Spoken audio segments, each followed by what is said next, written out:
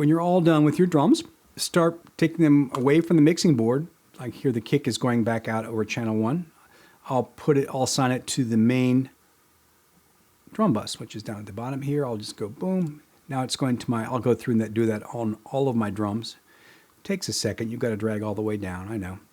But boom, and you just apply that to all of the different drum outputs, all the different drum tracks. Instead of going back out over individual channels to the board, they're going to my main drum bus right here. And then I've got a complete volume control over the whole drum kit, which has been mixed over here. All my EQs and compressions and settings are over here. Even my reverbs, which I'm going to get into in a second. But all of my process and mix is done in the box. It's not being done over the console. And I'm just sending that final mix of the drum kit to one master stereo fader. And then if I wanted to, I could apply a nice final compression like that API compressor would be brilliant right here. It'd be a great place to apply that, or any number of different compressions to that drum kit to sit where I want. The distressor would be good. I've got an old Fairchild compressor that I love putting on drums. I've got a Manley variable MU, which is a great bus compressor. I also have, you can apply a stereo EQ if you needed to make final changes, subtle but little changes on your overall drum sound. Running them through a little bit of a final EQ might be something you want to do.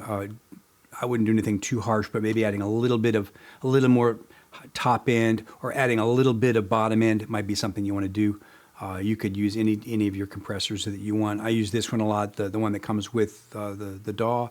Another one that I like is the Manley Massive Passive. Here it is. I've got it disabled right now, but this I purchased with a package from Universal Audio. The Manley Massive Passive came with the Manley Variable MU. This is a very expensive hardware combination. Nothing that I could afford. This would probably be upwards of $10,000 if I were to get the hardware version of it. Way out of my price range, but Universal Audio has allowed me to have the plug-in version of both of those wonderful units, the compressor and the Massive Passive, which is a great EQ. It looks complicated, but it's really not. Once you get into it, you're basically just operating on one side. It's 4 bands of EQ, and you can boost it or cut it, and you can select the frequency. That's really it. It's a basic 4-band EQ. It's just very subtle and really, really nice as a final drum bus. You can add some nice sparkle and sheen to the top end, add a little bit more punch to the bottom, without doing anything radical.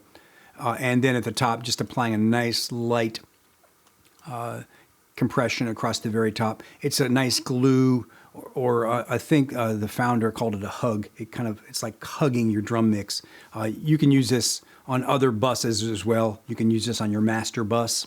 It's kind of small, so one of the things that I do with smaller plugins like this, especially some of these from Universal Audio, which are not resizable, it's something I've addressed them about, but some of these plugins are still kind of small for my eyes. So what I've done, and something that some of us that wear glasses you can do, is use your, this isn't a feature of Universal Audio or Mark of the Unicorn. This goes back to the basics of the Macintosh computer, which is the zoom feature. And a lot of guys don't know about it, but if you're having trouble seeing something small, like that Massive Passive, you just put your cursor kind of in the middle of it, and then using your Option and your Command keys, press the number 8, and it'll zoom in and really see what you're doing a lot better there. I really prefer this. Also, if you still hold down the Option and Command key and press 8, it'll zoom back out. So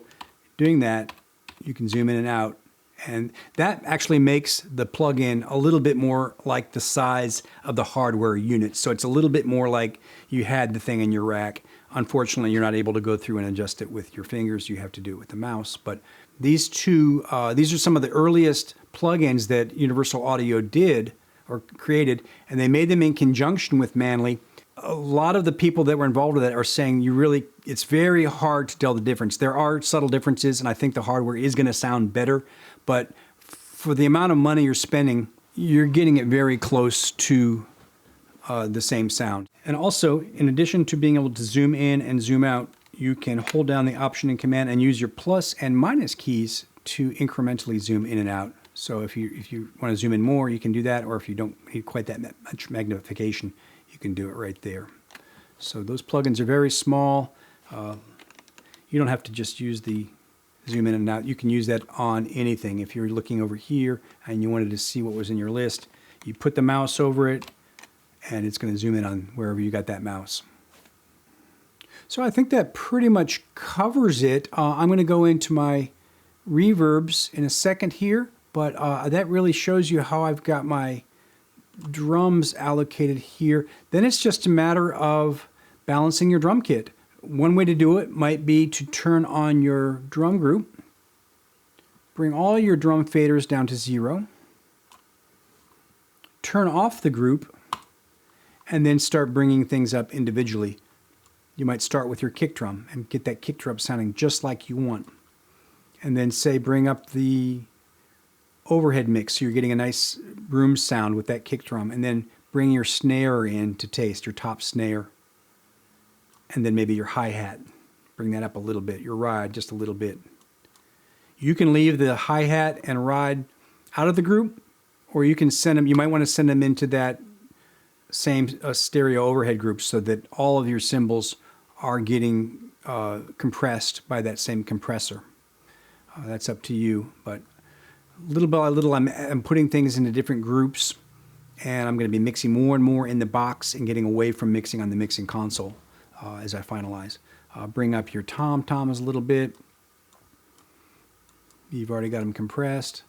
You might decide whether you want any of that snare bottom. Do you want any more of the snare sounds, or do you need it? If not, maybe you got plenty right there with that nice API compressor.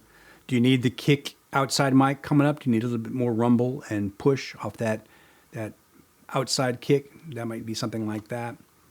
Do you want the drum talkback mic, the drum room crush? Do you need that in there? Do you want some of that garaginess or not? You might want to leave it out. Are your cymbals balanced where you want them? You might want to solo the cymbals and just listen, on the speakers or in your headphones, listen to whether it's sounding balanced or if it sounds left or right heavy, and make those adjustments there. And then when you've got that, then you can make the overall adjustments on your master overheads as well as with that API right there. So how much do you want to compress those overheads? And once you've got the drums levels, you want to start adjusting your panning. If you assign your tom-toms, let me go ahead and continue this here. If I go ahead and assign the tom-toms to the drum bus, the balance controls pop up here. They don't occur on the mono tracks, but as soon as you put them in a stereo group, you'll get control over your panning. So you can pan your tom-toms. Instead of doing them at the console, you're now doing them in the box over here, so that's going to be a recallable move. I usually have my first tom-tom off to my left, my second tom-tom more up the center or just a little bit off to the right, and then my floor tom kind of over on my right-hand side. One thing to mention is that I do mix my drums as a drummer, from a drummer's perspective. A lot of guys don't do that. They mix from the audience perspective. That's just a kind of a thing that I do, but if you wanted the audience perspective, it would be just the opposite. With your first tom-tom on the right, your second tom-tom a little bit on the left, and your third tom-tom more over to the left. So that's up to how your personal taste. I wouldn't recommend putting them way out in the nether regions out here. Usually I'm kind of putting up there somewhere just off to the left or the right of center is about where you want them. Same with the hi-hat and ride. If you want to go ahead and put those either in your, probably the thing to do would be to go ahead and put them into your overhead group, or you could put them in the drum group. Either way, you're going to get a stereo panning control on it, and you can put your ride where you want it, your hi-hat where you want it. Drummer's perspective, I usually put my hi-hat just off to my left where it would sit, if I was sitting in the kit, and the ride also just off to my right, kind of like that. And then putting everything into your overall drum bus. If you wanted the output from those cymbals to go to the drum bus, you have to think it through a little bit. The outputs from the individual tracks are going to the cymbal overheads bus, and then the outputs from the overheads are going to the drum bus. So it's a little bit of a serial chain there. So it's going from the individual tracks into the overheads bus, and then from that bus into the master drum bus. So they're included in the drum group. And then you have complete control over the entire drum kit with that one fader.